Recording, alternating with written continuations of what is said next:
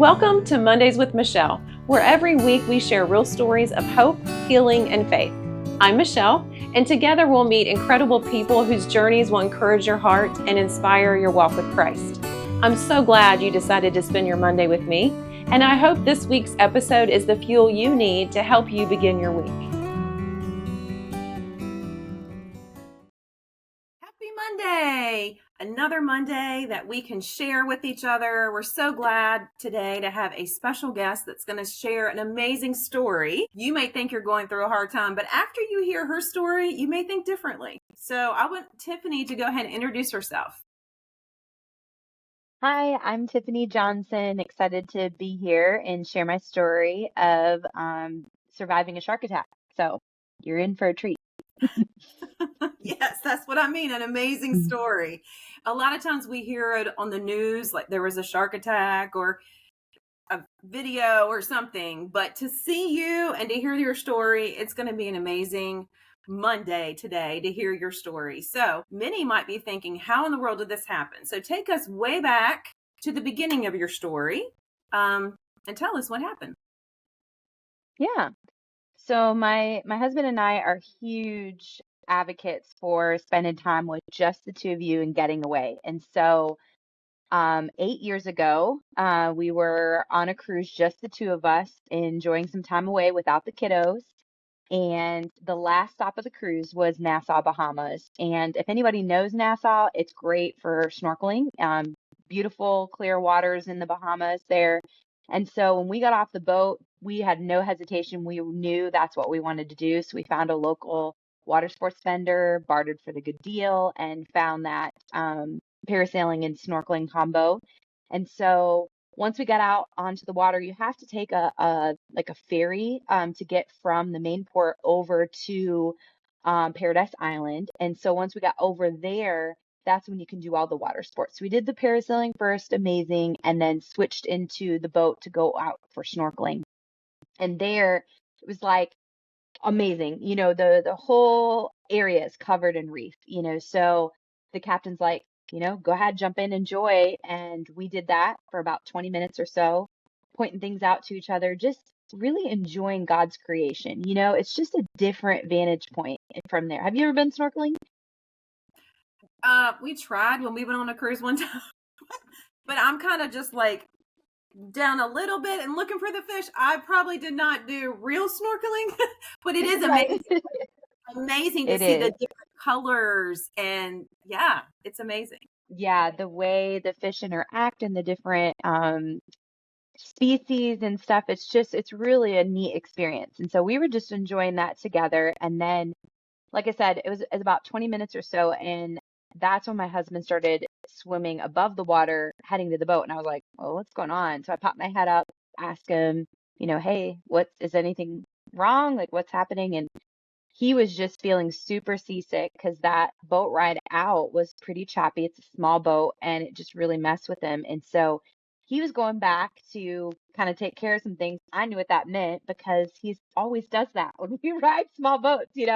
So I was like, you go ahead, do you. I'm going to stay out here and just keep enjoying the time because it had only been 20 minutes. It was definitely not long enough. So I just popped my head right back in the water, just got lost in that world, just enjoying everything. And then I felt like I had slammed into something all of a sudden. And it really should have been a red flag because there was nothing around me. Everything was below me.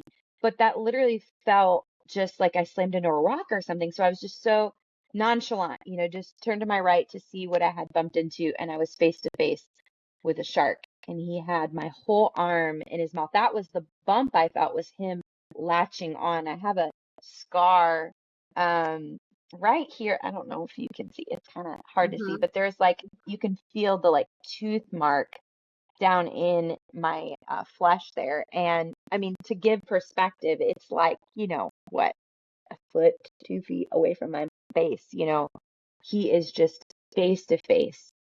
And of course, everything, it felt like time just kind of warped into this weird, like, standstill moment. I started feeling like my body was giving up, like a releasing. I had visions of my kids playing in the backyard with my husband, like little memories of my life started to appear like a movie reel. And it was just this odd, weird feeling of just like, this is it, you know? But then I felt the strength of the Lord come out from inside of me and give me the strength to fight back. And I remember pushing those thoughts back. And the new thought that formed was, no, you will not take my life. I'm not going to die here. And that's when I kind of yanked my arm. And when I yanked, that's when he began to fight and thrash. And so I got some of my arm out, but he clamped down just below my elbow here and just began to fight me. And so, I'm screaming through my snorkel tube, but you can't really utter words, like it's like the, sound. And so it was not enough to grab attention. Because unbeknownst to me, my husband had gotten sick multiple times, one of them all over the boat. And so the people that were with us, we had two people with us and the captain, they were distracted by all of that. And, my husband's in the water washing himself off. So nobody knew that I was fighting for my life just, a few hundred feet away. And I couldn't get free from him. So I'm just like yanking and screaming. And at some point when I yanked, his jaws came open and my arm flew out and it was literally gone, like severed completely, not hanging there, just a mangled stump. And I remember looking at it in disbelief for a second, like my arm's gone. Like I'm staring at this mangled piece of arm left, but the Lord just gave me the sense and ability to keep moving, right? And so I'm already at the surface of the water, which is a sheer miracle because he didn't drag me under. I was breathing through my snorkel tube the entire time.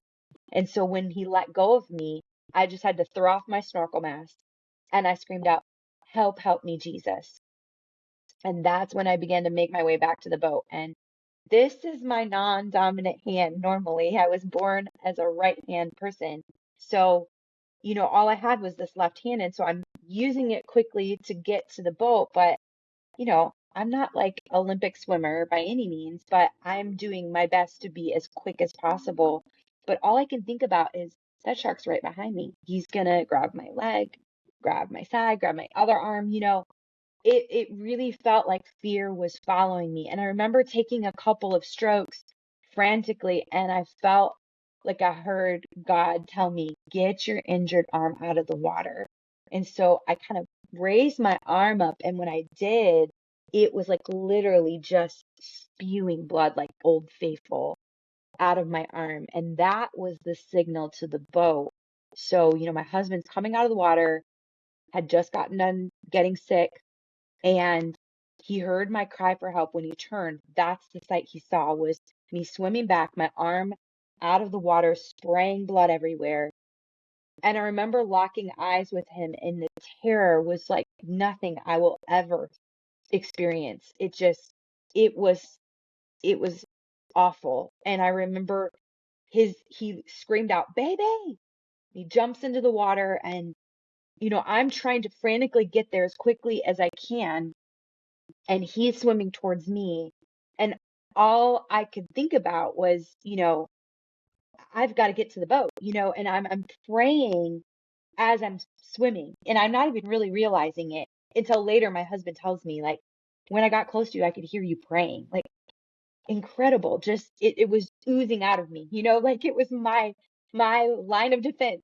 And so, I finally get to where I'm close to him, and the captain throws out a rope to kind of get me in quicker. And I use that. My husband kind of just guides me that last few feet. I can't even hardly touch the ladder, and he's right behind me, like, launching me out of the water. But the minute I hit that boat seat, the peace of the Lord surrounded me like a cloud. Like his presence was thick and tangible. And I remember thinking, he's here. Like I can feel him. And I quickly told my husband, get something to stop the bleeding. We find out there's no med kit, so no tourniquet. And he finds the beach towel that the cruise line gives us, and he throws it and it kind of lands on my arm. I'm like, no, you've got to tie it up.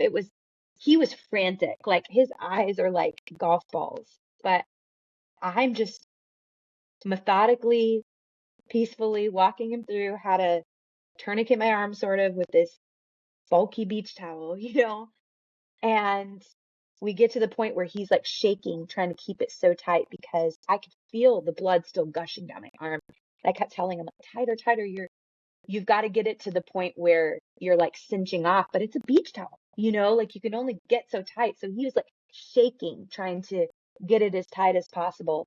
And I laid my head on his lap, closed my eyes because I couldn't be looking at the scene. My blood was everywhere. And so I closed my eyes and I did the only thing I knew to do. And I began to pray. And we had a 20-minute boat ride. We stopped at Paradise Island to try to get help. But they told us the main port is where the hospital is. So we had to back the boat out and go, further to the port. So all in all, like it was probably about 20 to 30 minutes to get to that main port. And all I had was a beach towel to sustain me. And we found out after surgery, that, the surgeons could not explain it, but I didn't even require a blood transfusion because I didn't lose enough blood. So I went 30 Wow, that's unreal. minutes-ish. Just, my husband was just in shock when get this. He's like, what? Like, that doesn't compute. Everybody I talk to now, that has some sort of medical background, they're in awe of what God did. Like he stepped in and sustained me, It's incredible. Now, so when you were swimming back to the boat, how far away were you? Like, was it like a long way? Because it sounds like you had to try to swim a distance away. You were a little ways away from the boat. Yeah. I was probably 50 to 75 feet away.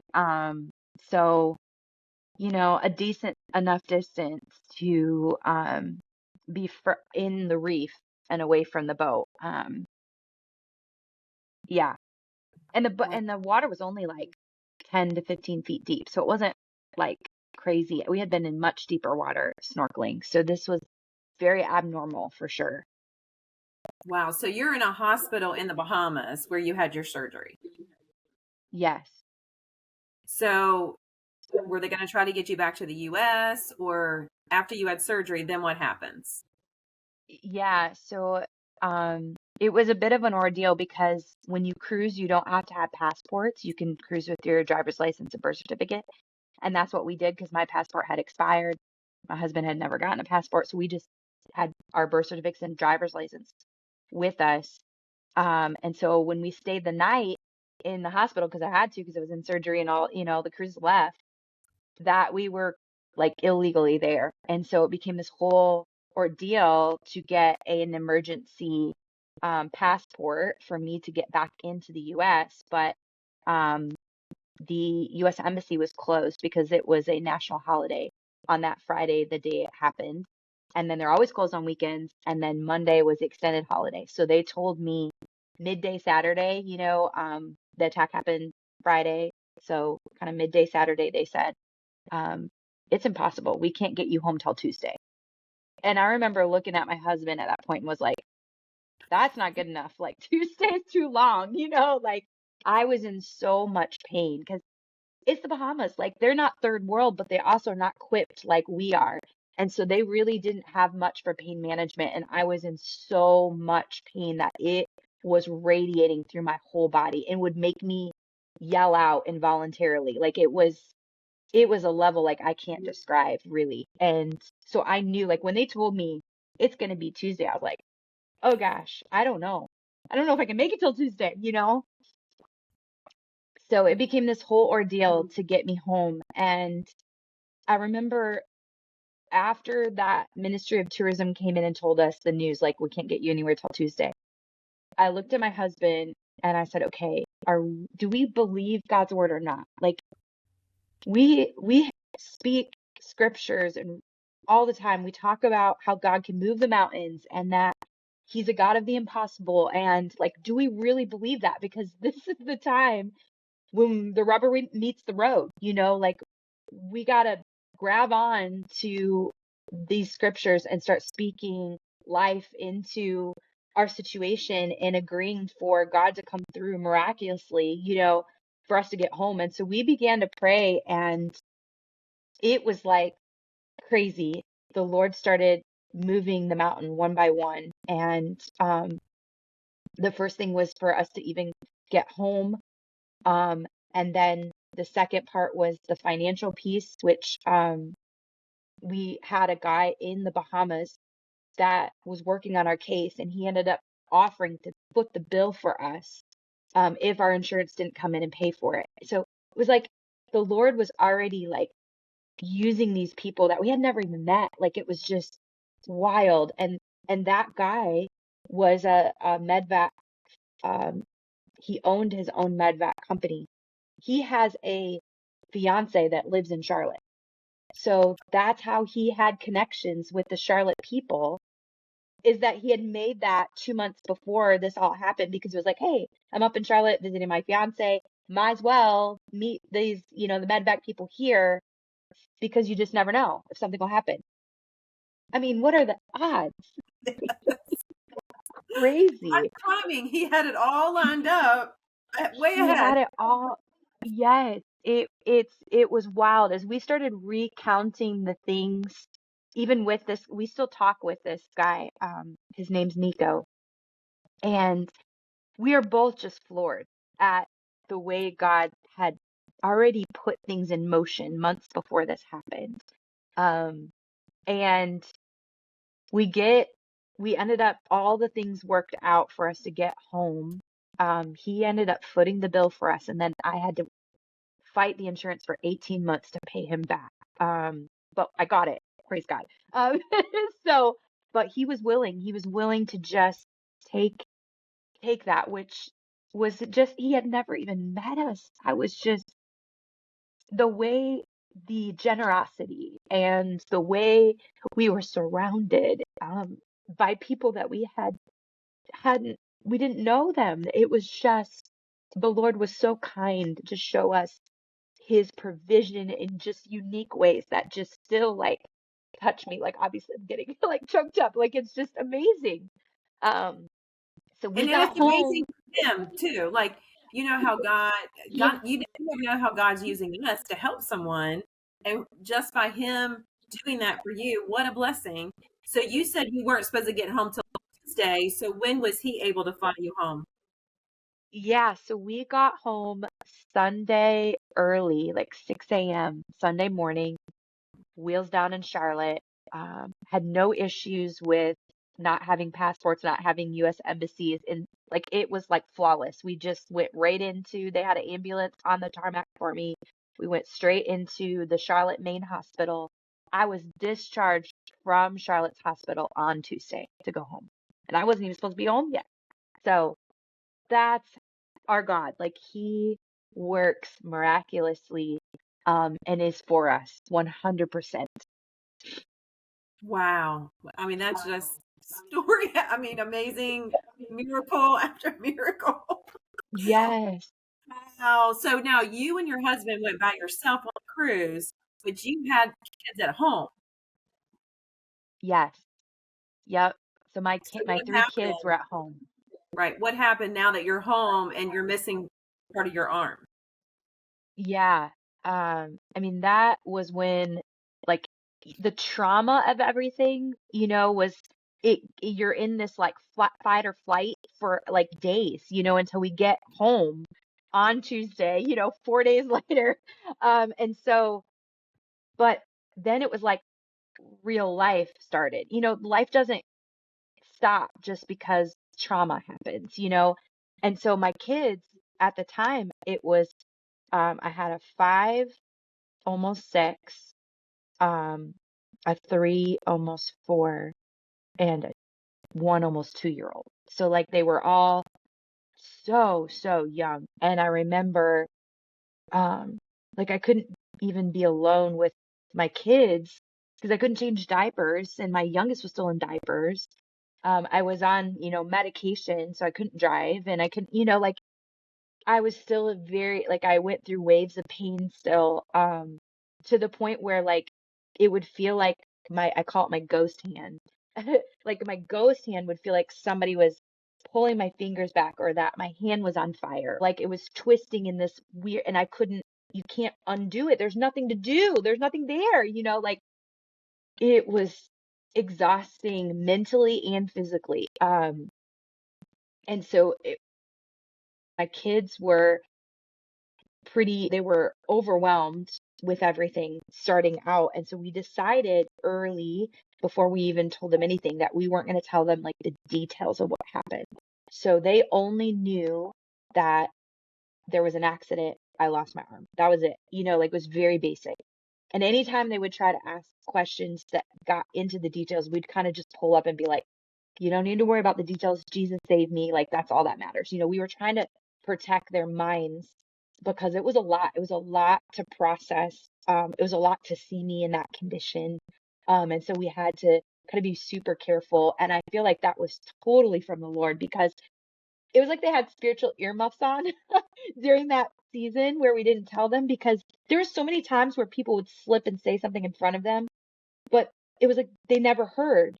It was wild, and so I knew we made the right decision, when those kind of things happen, and it just went right over their head, and I'm like, whoa, like God has this supernatural protection over their mind. So we waited 2 years to tell them, and when we did tell them, it was just like, oh, okay, yeah, that makes sense. Like they had seen me for 2 years.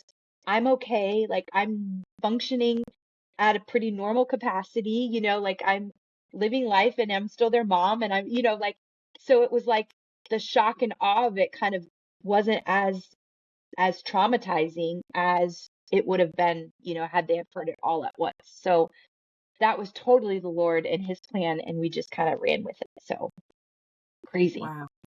Yes. And that was smart. I wouldn't have thought of don't tell the kids the whole thing, putting the fear in them. Now they know mom's okay. She's doing okay. But I'm sure it was Right. hard. You're right-handed, you can't use it. Like, what did you think was the most challenging when you didn't have your right hand? Is there anything that stands Yeah. out? Oh gosh. I mean, there's a lot, because it felt like everything was impacted. Now I'm like, I don't feel as limited because I've learned how to like adapt. But like at then it was like I couldn't even brush my teeth normally, because like how do you put toothpaste on a toothbrush? I set it down, it would flip over, and I'm like, ah, like everything, washing my hand, I can't get the backside of my hand. Like I think the hardest thing for me to master again was handwriting, like to write again, because I wasn't not a lefty, and my brain doesn't work that way, So I felt like I was fighting against myself. I couldn't have anybody talking to me. Like one word would be perfect and the next would be all weird. And I'm like, I can't do this. Like I couldn't. It was crazy. It took me probably around like 18 months for it to come naturally again.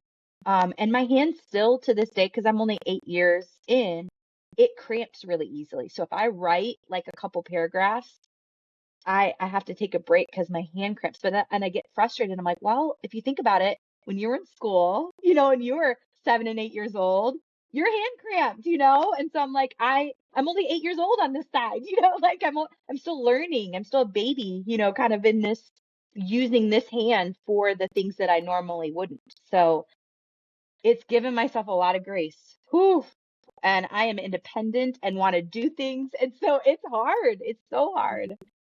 Now, what about typing? Is that easier for you or that's still hard? Yeah, honestly, typing was the thing that I gravitated towards, because I was naturally a very good typer. I learned the traditional way with both hands, and I knew the keyboard by heart. And so to take one hand away, I just navigate the whole keyboard with one hand. I already know where everything's at. So it actually was super easy for me to pick up, and I became pretty quick.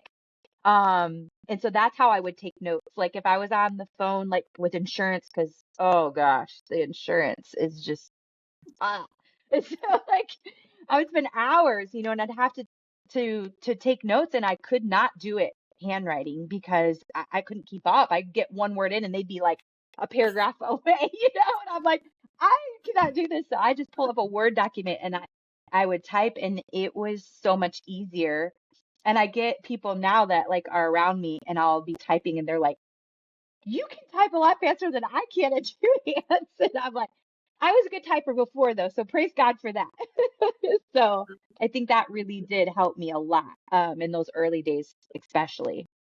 That's good. And you just had to learn a different way of living, really. But now you got a Yes, prosthetic arm. yes. So how did you come about getting that? Yeah, it's wild. Probably the whole story would have to be a part two, honestly. But I'll give you the Clip Notes version. But the doctor, the prosthetic doctor came in when I was in Charlotte's hospital before I got discharged. And, they gave me the whole spiel of my options. And, they told me, you can have a hand that you can operate with your mind. And I'm like, what? Like that's it, we're that advanced in prosthetics? I had no clue.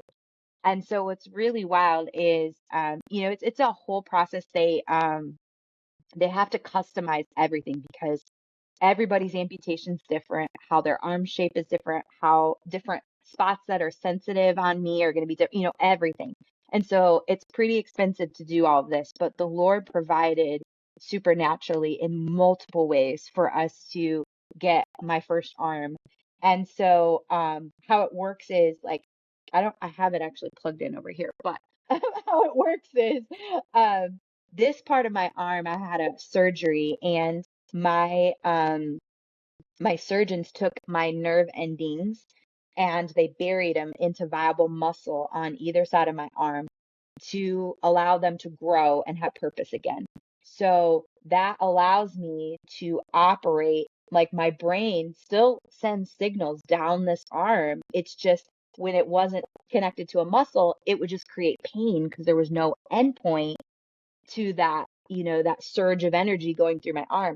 So that's why people have long-term pain usually from an amputation, is because your brain never stops sending signals. It's still doing it. And so it's causing that pain to happen.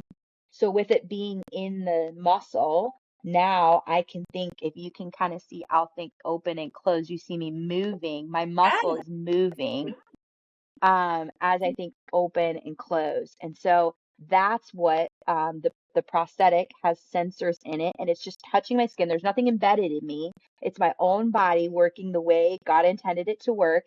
And it's just sending, your nerves are like an electric signal. And so it's just pulling that signal from my muscle operating it.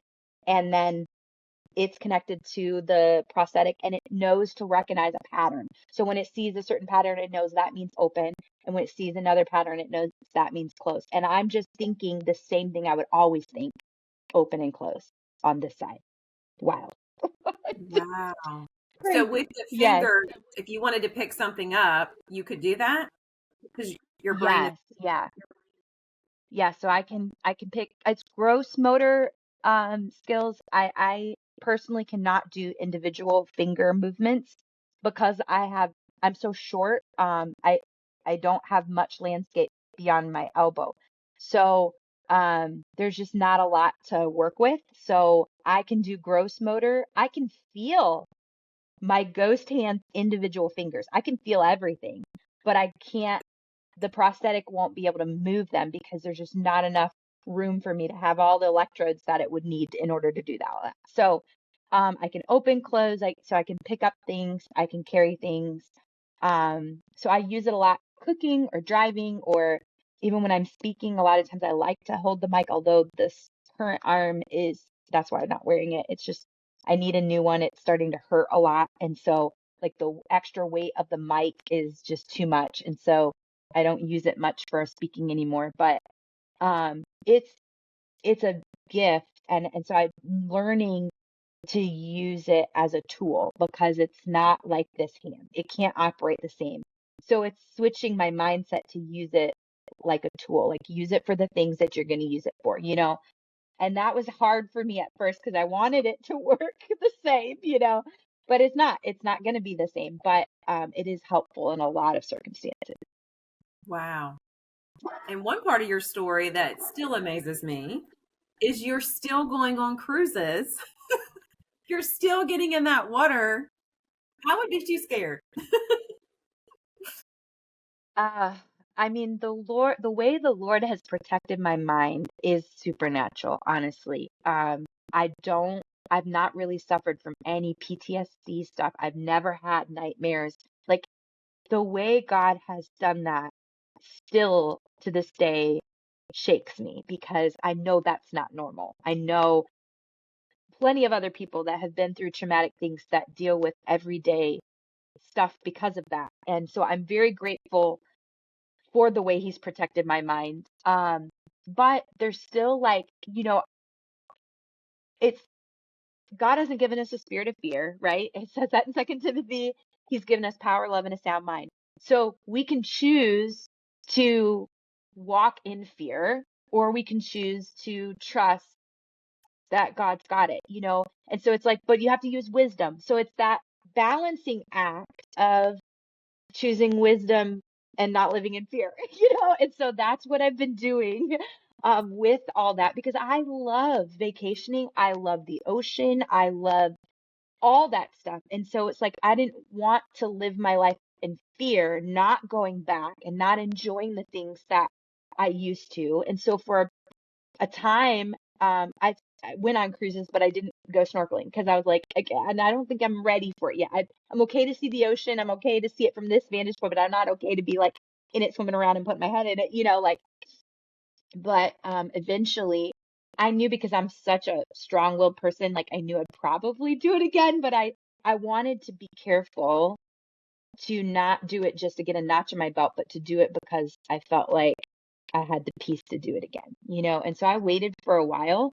And at year 5, um, I did an open water snorkel again. And it was amazing and I enjoyed it. And I've been snorkeling pretty often since that time. Not any open water. I try to do more beachside snorkeling. I prefer that. I feel a lot safer. I feel, like I don't have as much like going on in my head when Mhm. I'm beachside. So I try to do that more, but I enjoy it again and I didn't know if I would. So it's just a testament to God, really, because it's not me. I'm not strong. He's strong in me, and I've had to lean on him this entire process. This entire journey has been about just leaning on him because I shouldn't even be here. Like, Right. this is a second chance he's given me. So I'm just trusting in him because I don't know what I'm doing. Like I didn't plan for this. This is not something that I thought, in my 5-year plan, I'm gonna, learn how to be an amputee. Like that's not in anybody's 5-year plan. So I've really had to trust him and really dig into who he is to reveal who I am in him. And that is what's helped me go through life. Oh yes. I mean, you can see God had a reason for your life because you went through this and he provided this and he provided this. I mean, so much. So we're getting ready to close today, but I want to ask you, what Bible verse do you feel like has been the verse to get you through this? Because it might help someone else that's maybe going through some trauma or a hard time. Is there a certain verse that stands out? Yes.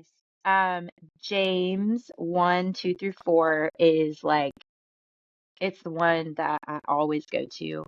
And the gist of it talks about we have the opportunity to choose joy no matter what trouble comes our way. And that is the opportunity to be strong in character, to have endurance, and to be prepared for what God has for us for this life.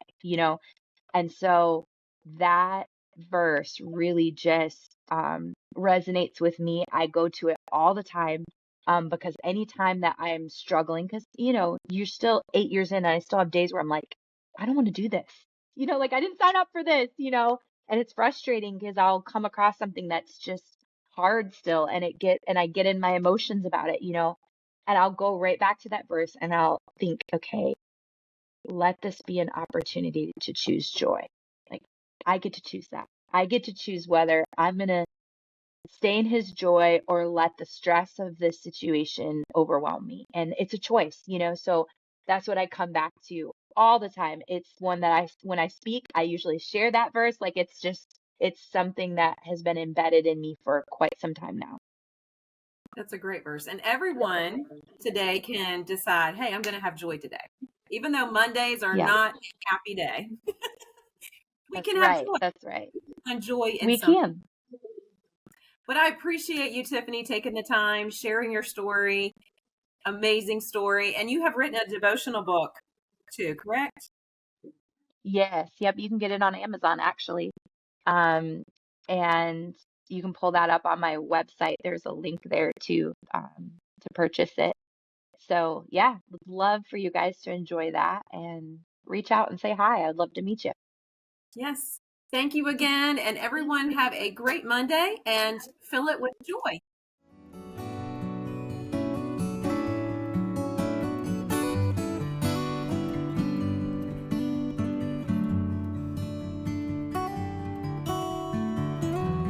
Thank you for joining me for Mondays with Michelle.